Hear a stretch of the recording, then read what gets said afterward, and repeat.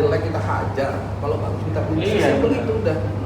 Ya kan? Orang ya menurut saya Erik nih, Erik Thohir orang gila kayak gak punya capek dia. ODGJ. Tapi gilanya dalam positif Iya. ya Bang ya. Ya kalau misal Gonzales namanya Eloko. Eloko. Ya, ini Eloko Erik Thohir.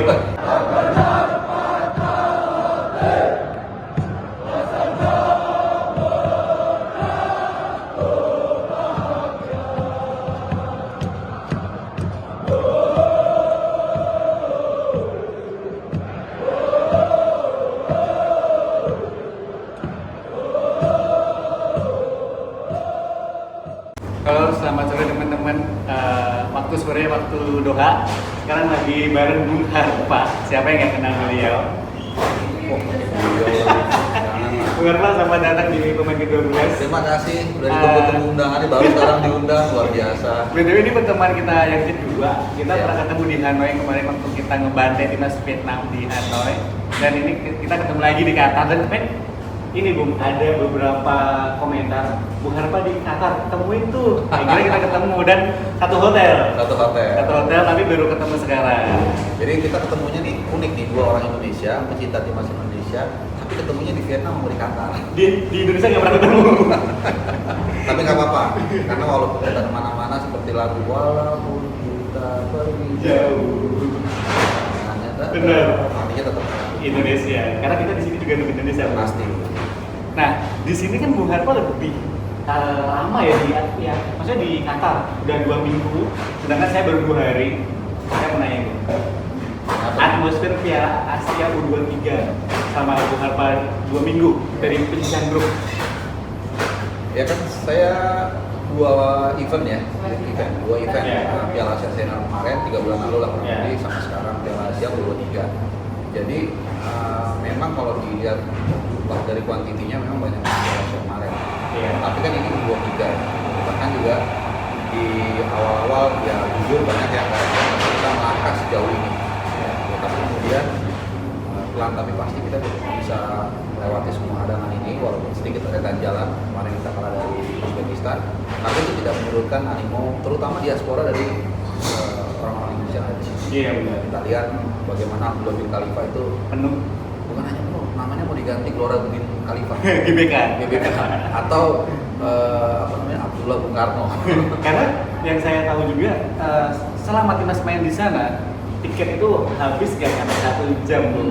Kapasitas ABK ini 10.000 dan pertandingan besok lawan Uzbekistan 10 menit habis. 10 menit habis. Irak. Lawan Irak ya. 10 menit habis. Kemarin kita lawan Uzbekistan 1 jam habis. Jumlah penonton hampir 9.000 ya Bung Iya, kemarin. lumayan banyak ya. Benar-benar dipenuhin sama merah dan orang Uzbekistan tuh cuma bisa dihitung pakai jari kemarin. Ya jari sama kaki lah. Jadi mungkin sekitar 20 lebih lah. Iya. Tapi jauh lah, intinya jauh Iya, dibandingkan jauh. Indonesia.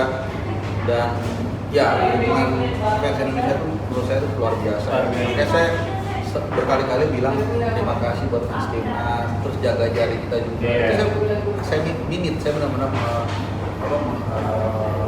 kita benar-benar serius saya bilang itu. Artinya kita dulu itu sekecil apa kita dengan tidak nyampah Iya. di komen segala macam, karena pemain itu kan mungkin kadang-kadang dibaca juga. Iya pasti. Kalau dia sampai mungkin nggak semua, tapi tiba-tiba dibaca yang nggak enak, Iya. mungkin mengganggu moodnya dia. Nah, Makanya sedikit saya spill kemarin saat di mix zone habis kita kalah itu, ya ini yang saya bisa lakukan sebagai orang Indonesia ya, sedikit banyak itu saya tiap lewat itu Marcelino semangat, ini semangat. iya. Intinya kasih semangat ya. Iya dia sih bisa baca juga ya, Iya. dan itu ngasih semangat. Cuman dengan saya ada mungkin merepresentasikan Mas Aji, Mario, 12 dari Indonesia, mungkin itu bisa membuat mereka kok ini bisa ngeliat langsung loh ya, ada dukungan dari Fans. dari fans Iya. ke gua gitu loh. Jadi Iya. ya tiap orang itu banyak cara mendukungnya. Termasuk juga tadi kembali lagi soal penonton yang ada di sini yang Iya. di Qatar itu sangat unbelievable. Benar tadi 1 jam yang waktu lawan Uzbekistan tuh habis, dan servernya kalau nggak salah dan nyala. Tadi juga. Tadi Baru 5 menit itu 70% habis, kemudian servernya error lagi. Jadi saya tadi sempat bikin video. Orang Indonesia gila bikin server Qatar error. Padahal server di sini masih bagus Iya, ya. makanya. Seharusnya kalau ngomongin kualitas server tapi ya juga lebih bagus dibanding Indonesia. Harusnya, cuman Tapi ya. orang Indonesia dong yang bisa bikin Qatar error. Cuman gini mas, kemarin kalau kita Mas Haji kemarin ke stadion juga, Iya. ada belakang gawang tuh udah kosong loh. Belakang gawang, iya sama ya PIP pasti kosong karena harganya mahal. Iya, harganya mahal. Cuman saya pikir harusnya mudah-mudahan Irak nanti lebih penuh lagi, karena juga udah beberapa teman-teman dari Indonesia tuh udah mulai datang. Iya. Ini masih ada waktu nih, kalau yang kalian punya duit, mungkin kalian korbankan sedikit uang kalian, rezeki kalian, beli tiket datang ke sini, entah gimana caranya, mungkin dibantu sama teman-teman di sini. Iya, iya. Gitu kan.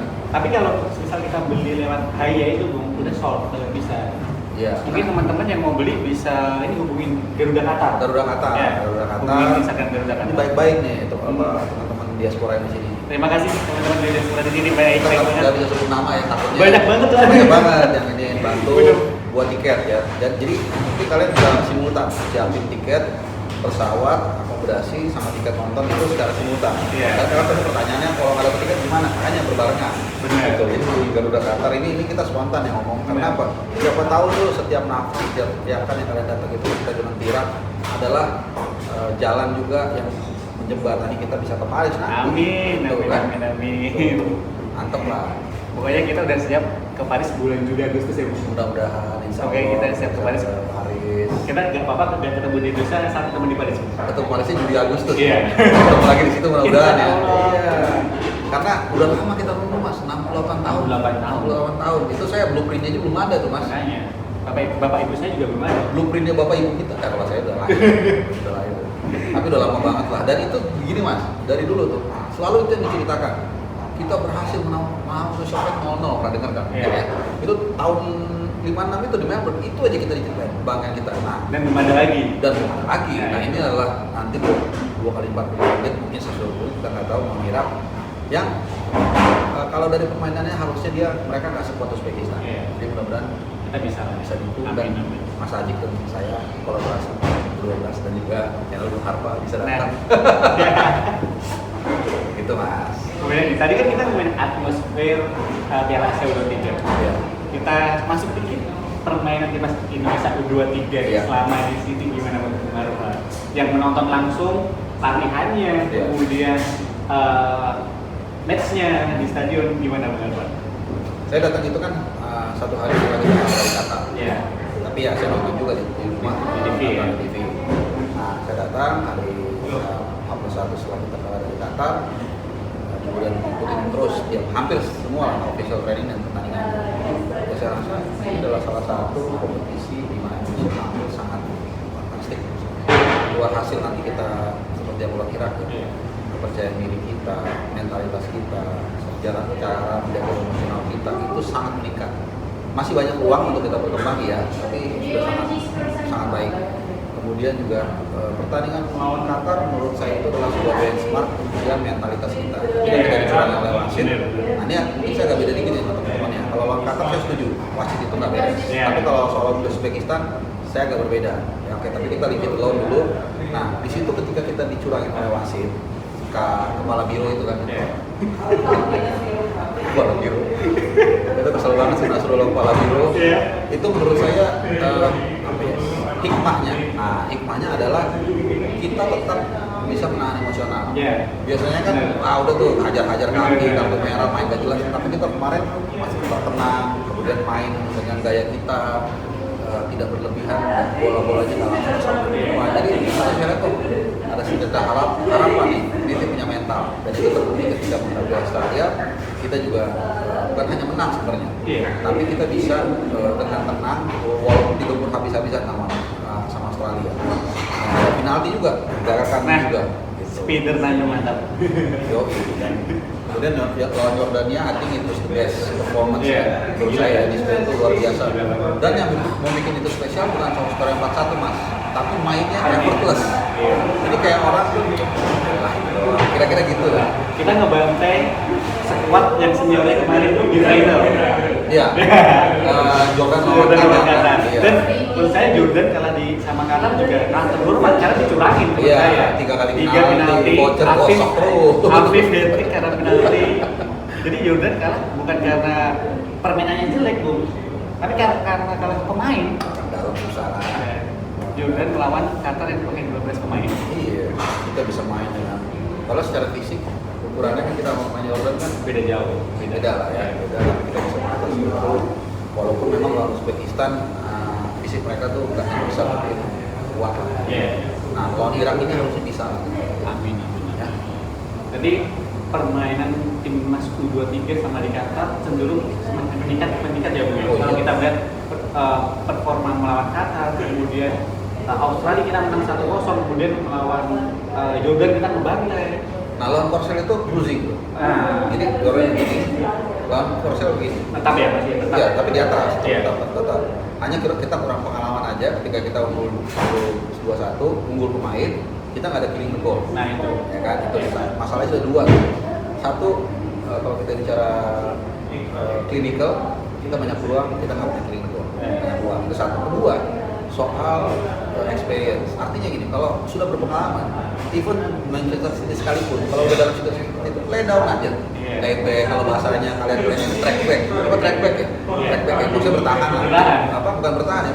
Menguasain ball position, tapi nggak usah nyerang. nyerang. Di area ini sendiri. Nah, sedikit. Ya udah kalau dia nggak mau ganggu, ya sampai habis aja gitu. Iya. Kasarnya begitu. Iya.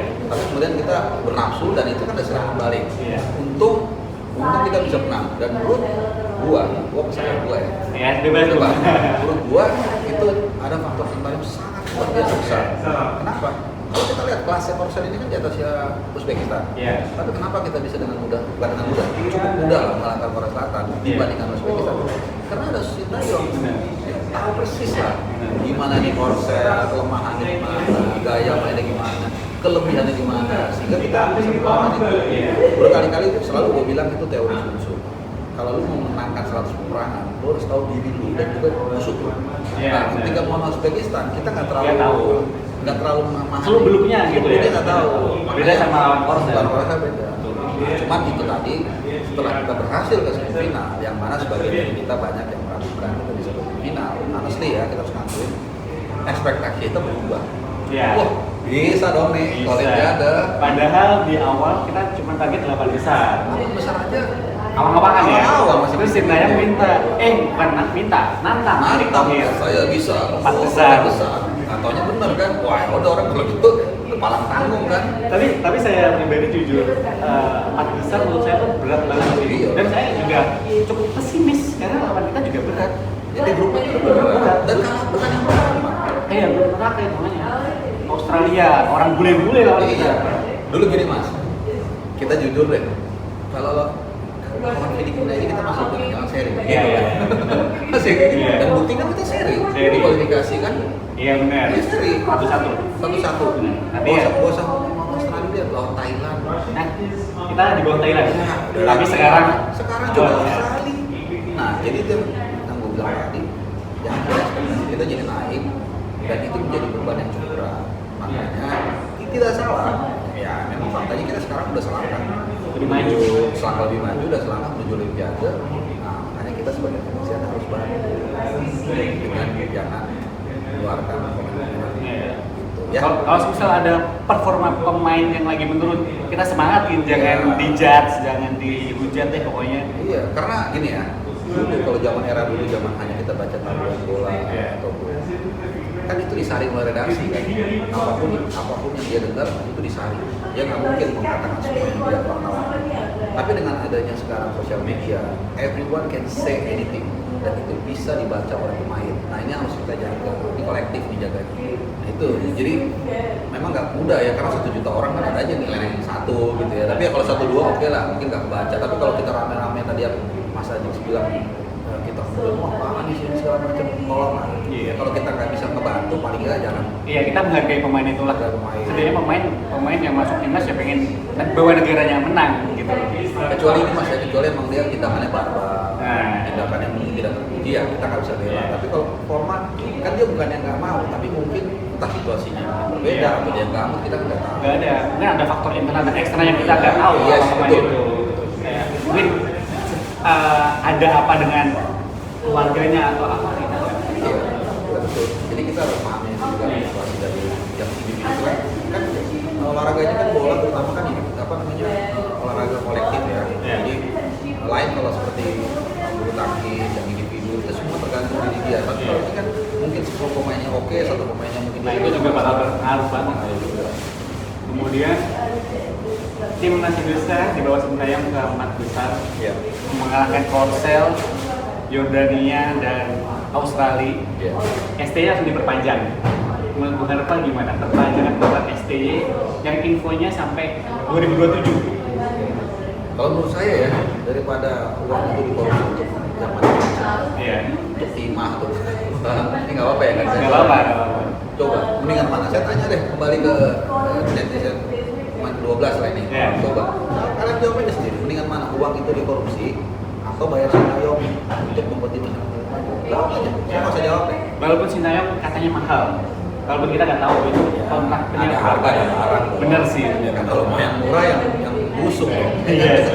Udah jadi udah bayangkan ya Mas ya. Dia mengalahkan negaranya sendiri. Nah itu. Mimpi anak-anak muda. Setelah 9 kali berturut-turut lolos Olimpiade, masih juga kita pertanyakan. Dan Korsel dihancurkan sendiri sama warganya. Kan, apalagi mau apalagi yang kita tuh mau dipindahin kutub utara apa ke Qatar kan? Jadi intinya kayak gini loh. Sintayong itu tega. Profesional sebenarnya. Iya. Dia berani dihujat negaranya demi Indonesia. Tapi saya tambahkan ya, dari media-media yang saya temui itu teman-teman kolega saya, karena dia tahu Sintayong ini orangnya baik. Dan waktu 2018 itu dia sudah digantungin sama federasi.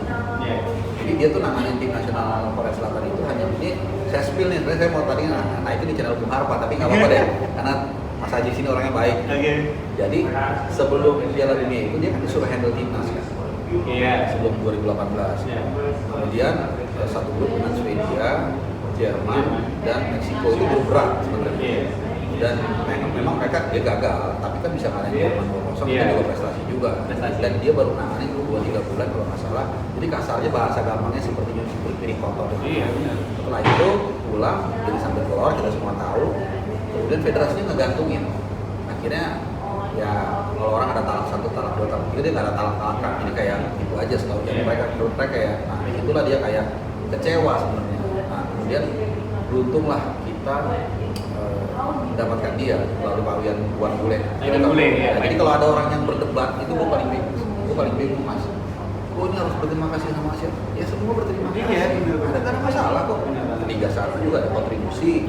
Pak Iwan Bule juga, Pak Erick Thohir juga.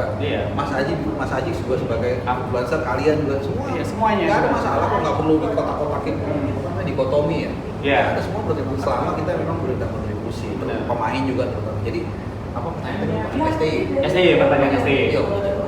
Kalau sangat setuju lah ya. Kan kalau ada pilihan ganda dulu kan setuju, sangat setuju, super duper sangat setuju tuh judulnya nanti itu aja tuh, super duper setuju, sangat setuju, STY diperpanjang, gajinya naikin nggak apa-apa, ini pejuang nggak apa-apa, 100 miliar setahun nggak apa-apa. Tapi emang setelah STY datang banyak banget sejarah-sejarah yang kita bongkar ya. Kita bisa salah satunya yang gue ingat ya kayak kita bisa menang melawan Vietnam di Hanoi setelah 20 tahun. Setelah 19-20 tahun ya. Setelah zaman gua selalu dulu. Kemudian kita juara SEA Games. Kita di bawah siapa? Sintayong. Kalau SEA Games Indra Safri, sorry. Tapi entar dulu. Tapi juga ada kontribusi dia karena banyak dari pemain U20. Dan Sintayong juga datang langsung. Mereka kerja sama kok. Iya, kerja sama. Cuman yang dibawa di lapangan adalah Coach Indra. Kemudian Piala Asia kita masuk U23 pertama U23 ya. Dan bahkan ke semifinal. Iya, gitu. Kita tim debutan dan semifinal. Paling muda kedua kalau nggak salah. Kalau nggak salah ya. Sama ini Bung, kita ditakutin Qatar sama Jepang. Ditakutin Qatar? Korsel sama Jepang. Oh, karena mereka ngotot main. Ngotot main. Sama ini juga apa namanya? Piala 23. Piala Asia Senior. Kita lolos ke 16 besar. Lolos ke 16 besar. Itu pertama kalinya juga. Banyak lah rekor. Tapi bukan hanya rekor. Ya itu satu ini sendiri, satu style sendiri. Tapi kalau kita lihat mentalitas pemain, gaya pemainnya, kan ada tuh Mas. Kalau dari kita kalau yang suka bola biasanya keluar kok rindu zaman ke-8 dulu. Yang mulainya tendang ke ke ujung gitu. Coba. Sekarang lebih ada. Iya, kita bahagia loh melihat tim nasional itu sampai Indonesia gitu. Sampai semua orang waktu kemarin kita menang lawan Australia, menang lawan Jordan, semua orang bilang ini beneran timnas Indonesia. Karena emang ya kita merasakan punya negara yang punya sepak bola yang sangat bagus ya baru ini. Iya. Dan itu saya mungkin yang paling bangga itu sama Surabaya itu waktu kita ngalahin Korea Selatan. Kenapa ya? Karena Korea Selatan kan kayak Brazilnya Asia. Boleh dibilang gitu ya. Terus di situ mas beberapa kolega Korea Selatan itu pada nyalamin saya. Udah dalam hati saya udah kayak Erick Terus saya nggak apa-apain kan cuma nyari doang. Cuma maksudnya artinya oh ternyata dari sepak bola itu banyak hal positif yang bisa kita ambil. Benar. Jadi bagaimana orang melihat kita, menghargai kita, dan bukan tidak mungkin dari situ mungkin ada hal-hal positif lainnya. Oh ini jadi tahu Indonesia, seperti ini mungkin juga. Jadi oh ternyata punya Bali, punya Jogja, punya Hongkong. Dan sepak bola bisa. Pasti bisa. Karena kan Korean Waves kan juga begitu. Jadi banyak lah positif dari kebangkitan bola kita. Buat Sintayong. Oke. Terus ini Bung, kita tanggal 2 menghadapi Irak nih. Menurut Bung Harpa peluang kita menghadapi Irak. Tadi Bung Harpa sempat menyinggung Irak itu di bawah kotanya di bawah Uzbekistan. Iya. Nah, peluang kita gimana Bung? Kalau menurut saya ya oke. Pertama kita tetap harus mawas diri, tetap harus prepare the best sudah pasti. Harus belajar dari kesalahan-kesalahan yang kita lakukan ketika mengalahkan Uzbekistan. Irak memang kalau menurut saya dari pengamatan kasar itu tidak sekuat Uzbekistan. Ya tapi ini jatuh lagi disclaimer, jangan membuat kita jadi jumawa bahwa bisa lah gitu enggak. Artinya lebih kepada optimisme bahwa harusnya kita bisa. Kita lihat dari Irak ini. Irak ini di pertandingan pertama kalah dari Thailand 2-0. Oke. Nah itu kan bisa kita jadikan sebagai suges ya, patokan juga. Kalau saya ini orangnya kalau yang bagus saya percayai. Kalau yang enggak jangan jadi kok. Harusnya kita optimis. Nah itu bahasanya bukan jumawa ya. Terus kedua, Irak memang betul di pertandingan terakhir grup mereka mengalahkan Arab Saudi. Tapi Arab Saudi itu udah lolos. Jadi kayak ya bodo amat dan pemain pelatih 2. Iya benar. Walaupun sedikit cerita sebenarnya Arab Saudi salah juga karena dia kalah. Akhirnya dia ketemu Uzbekistan. Akhirnya dia kalah di Uzbekistan. Jadi salah strategi karena head to head kan. Bukan si gol. Nah, kemudian dari segi attacking ketajaman itu kan top skornya Ali Jassim. Ini top skor di 2-3 ini paling banyak semua 3 gol. Ali Jassim terus ada siapa lagi? Kalau nggak salah pemain Korea nomor 6. Pokoknya ada lah beberapa. Cuman 3 gol itu semua dari titik putih. Penalti. Beda sama Uzbekistan. Sampai dengan sebelum Indonesia lawan Indonesia itu mereka 12 gol. Itu open play-nya mengerikan. Terutama nomor 19, positioning itu serem. Ya di luar 3 gol yang tercipta itu semuanya 3 gol itu semuanya positioning, 1 tandukan, 2 tapping termasuk kemarin. Itu keren banget. Jadi beda lah kekuatannya. Tapi sekali lagi bukan berarti kita jadi berleha-leha, jadi lengah. Cuman gue cuma bilang we've got a shot. Pasti kita bisa nih tidak bisa bahkan untuk mengalahkan Irak. Yang penting kita tunggu tuahnya Abdullah bin Khalifah. Nah itu dia. Karena kita bermain lagi di situ. Ini kita bermain ke 6 kalinya ya Bung ya? Di Abdullah bin Khalifah. Oke. Lawan Vietnam di Piala Asia Senior, terus lawan Australia, lawan Jordania, Korea Selatan, Uzbekistan ya. Ya ke-6 kalinya dan kita baru kalah sekali kemarin. Dan semoga besok kemenangan yang ke-5 kita. Karena gini mas, sedikit mungkin emang Abdullah bin Khalifah ini kangen sama kita.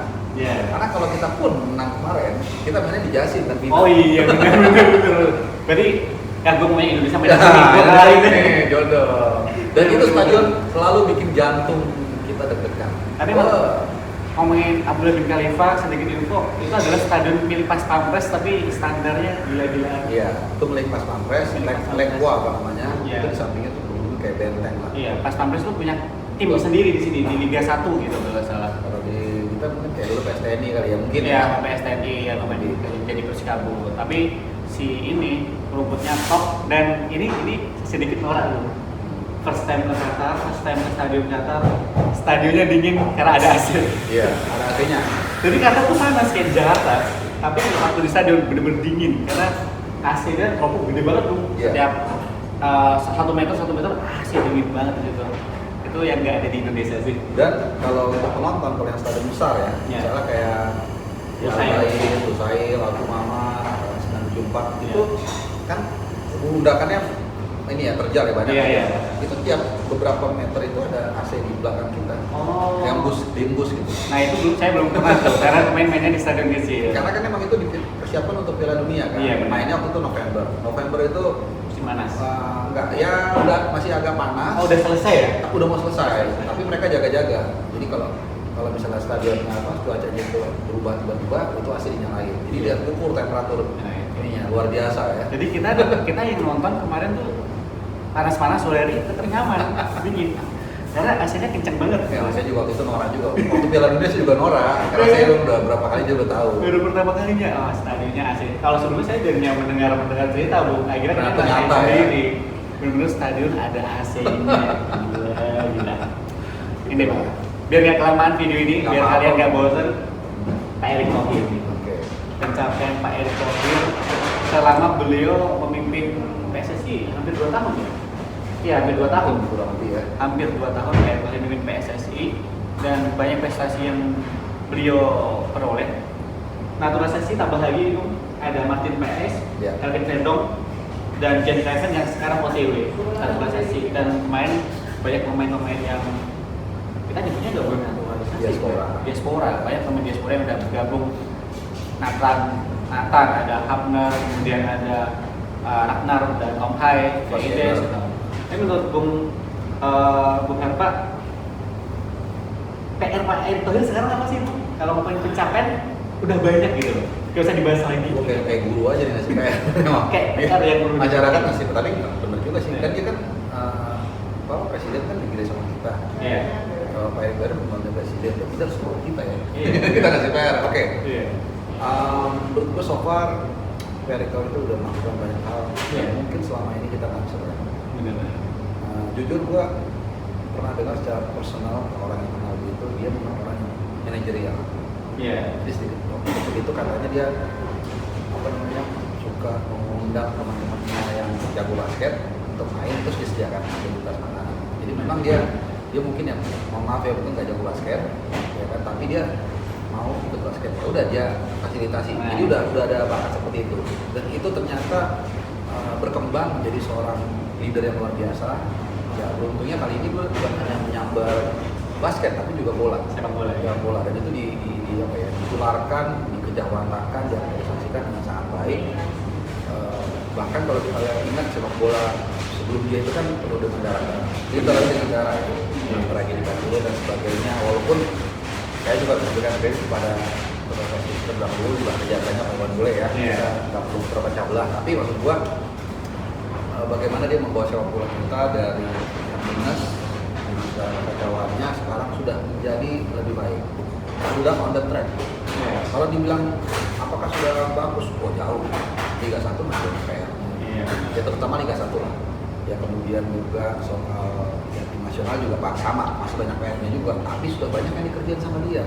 Nah, kalau soal naturalisasi atau pemain diaspora, ini kan sudah berjalan dengan baik. Nah ini juga sama nih, sebenarnya sudah diinisiasi sejak mungkin 2009 atau 10 ya kan, tapi mungkin belum sempurna, nggak disempurnakan oleh Pak Erick Thohir. Ini udah on the track, udah aman. Dan mungkin PR selanjutnya adalah bagaimana untuk membangun Liga 1 dengan baik. Nah mungkin kita juga sebagai fans Indonesia, kontribusinya apa? Ya sabar, pelan-pelan. Pak Erick Thohir kan juga banyak kerjaan, coba semua BUMN dia mengelola gitu loh, makanya balik ke Qatar dia. Bener, intinya nggak ada yang membangun liga itu semudah membalikan tangan. Pak Erick Thohir kemarin Bu, kemarin kita, saya kemarin masih ketemu Pak Erick Thohir jam sore waktu sini, ketemu di Westin, hotelnya Timnas. Biasa ya, pemain 12 ketemunya Pak Erick Thohir. Jadi saya ketemu Pak Erick Thohir di Westin. Dia tuh baru sampai, jadi saya tuh berangkat dari Indonesia itu tanggal 28 malam saya berangkat. Pak Erick Thohir itu 29 dini hari, jam 1 malam 29. Nyampe sini kan pagi menuju siang. Kemudian sorenya dia menyambut timnas, mengantar timnas ke stadion, nonton, kita kalah. Pak Erick Thohir ngasih semangat, malamnya sih ke Indonesia lagi, dan resmiin Martin PS, ketemu Kelvin Verdong sama Jan Kleven itu saya orang gila sih. Jadi dia tuh kemarin pertandingan kemarin ya, Iya. Dia langsung pulang tuh malam. Iya. Jadi dia nggak bermalam. Iya, di pesawat berarti kan? Iya. Ya walaupun naiknya sih bisnis pasti. Bisnis. Tapi tetap aja perjalanan 9 jam. Capek juga. Capek banget dan dia bukan berwisata tapi ya otaknya juga kemana-mana, urus BUMN, PSSI dan masih banyak lagi. Jadi menurut saya itu bukan hanya fisik loh yang capek. Iya, fisik iya. dia masih bisa. Dan dia umurnya kan mungkin berapa 60-an kali ya. Iya, Kecil tahu sih ya. Ya, maksudnya sudah tidak muda Iya, lagi. betul. Jadi secara fisik itu juga agak menguras tenaga walaupun ya kan bisnisnya kita tetap aja capek. Dan yang Iya. paling capek apa pikirannya? Pikiran. Jadi ini gimana? Habis ini siapa kontak sini, kontak sana. Iya. Lu tiba-tiba mungkin anaknya, Pak ini gimana rumahnya? Macam-macam persoalan dia. Jadi, Banyak. ya kita mohon sabar lah, kasih waktu ke beliau dan seperti yang gue bilang di awal, gue nggak tahu apakah ini merepresentasikan kalian ya. Dulu gue adalah orang yang bukan anti ya, tapi sering mengkritisi PSSI apa. Gue memang banyak kekurangan dulu saat itu ya. Baru kali ini kita cinta PSSI. Nah, itu kayaknya judulnya itu aja deh. Baru kali ini kita cinta PSSI. Kita cinta kalau PSSI. bagus kita dukung. Iya, nanti Kita benar. dukung. Bukan Kita itu nggak di endorse Erick Thohir, Nggak nggak ada ada, PSSI, cuman sama sekali. saya bilang Pak Erick Thohir ada orang yang gilaan membangun timnas Indonesia. Orang yang sangat optimis Indonesia masuk Piala Dunia 2026. Iya, ya oke lah. Bahkan kita bicara ya hasil 2008 Iya. kita nggak nyangka loh. Iya, Masa sih kalau orang besar apalagi semifinal diwujudkan kan dengan pengorbanan beliau bolak-balik ke Belanda, Benar. ngelobi Natal. Gak ada yang tahu Pak Erick Thohir tiba-tiba ke Belanda. Iya, sampai channel Bung Harpa aja ke gocek. Gocek. Wah, ini kayaknya udah selesai nih, orang dia udah latihan kok pagi-pagi. Iya. Pak Erick Thohir masalahnya di Qatar juga kan dulu. Iya, terbang ke sana. Tiba-tiba ke Amsterdam, pagi ada kabar Nathan balik ke Qatar. Dan Nathan tuh bilang sama saya, dia bilang ya I train in the morning, and then I train again in the evening, then I got a call from the club, they said they want you to play for Indonesia. And I said okay, then I go home, pack my bag, and then drive fast to the airport. Jadi dia kayak pagi latihan, Iya. sore latihan, jam 4 mungkin ya. Terus pesawat itu jam 8 punya 9. Iya, malam Iya, lagi. langsung sana gini. Nah itu coba, itu dia nggak terlalu banyak keluar yang mungkin ada ada satu dua yang melakukan cerita itu, tapi kan dia nggak pernah mengucapkan itu untuk mendapatkan kredit. Bayangin coba, nggak ada yang kita endorse sama sekali. Bahkan kalau jelek kita hajar, kalau bagus kita puji. Iya. Simpel itu udah, ya kan? Orang ya menurut saya Pak Erick Thohir orang gila kayak gak punya capek dia. ODGJ. Oh gitu. Tapi gilanya dalam positif Iya. ya Bang ya. Ya kalau misal Gonzales namanya Eloko. Eloko. Ya, ini Eloko Erick Thohir. Keren juga tuh. Banyak di judulnya apa nih nanti nih Eloko. Bingung. Baru kali ini kita puji PSSI, bagus juga tuh judulnya. Kita cinta PSSI dan kita cinta Eloko Erick Thohir. Keren tuh, ini spontan banget ini Eloko. Ya gitu. Pokoknya terima kasih banyak deh Pak untuk Pak Erick Thohir udah membangun PSSI lebih baik, membangun timnas Indonesia yang jauh lebih baik, dan semoga Pak Erick Thohir juga bisa membangun Liga 1, Liga 2, Liga 3, kemudian sepak bola wanita berjalan lagi, kemudian kayak klub Liga 1 yang ada U17, U20 bisa berjalan lagi, bergulir lagi liganya, dan kita bisa menghasilkan pemain-pemain muda lagi Bu. Amin ya. Paling gitu aja Bung Harbat, terima kasih banyak udah ngobrol di Komik 12. Terima kasih untuk kehormatan juga diundang ke Mas Sajid di. Dan kita lanjut kali ya Bu yang di channelnya Bung Harbat. Jadi kalian kalau yang mau nonton nggak tahu ini tayang mana duluan. Jadi kalian kalau bisa mau lanjutin ngobrolan kita ada di channel YouTube Bung Harbat. Nanti linknya ada di deskripsi. Nanti kalian klik aja. Oke. Thank you Bung Harbat. Sama-sama. See you teman-teman.